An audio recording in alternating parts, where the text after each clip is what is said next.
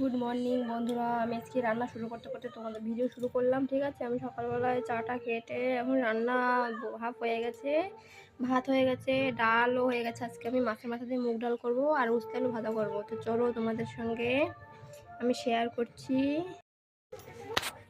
এই দেখো মাছের মাথা রেখে দিয়েছি, আর এই যে এইখানে ডাল, আর এই যে কড়াই গরম হয়ে গেছে।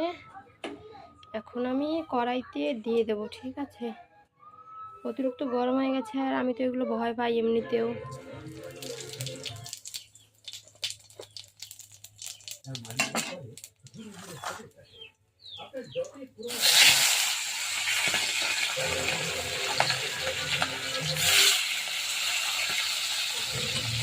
তোমরা কে কীভাবে রান্না করো আমাকে কমেন্ট করবে। আমি কিন্তু এইভাবে রান্না করি, আমি যদিও পারতাম না মুগ ডাল রান্না করতে পারি না, তবে পরে শিখেছি বাবা, ভুলে যাই।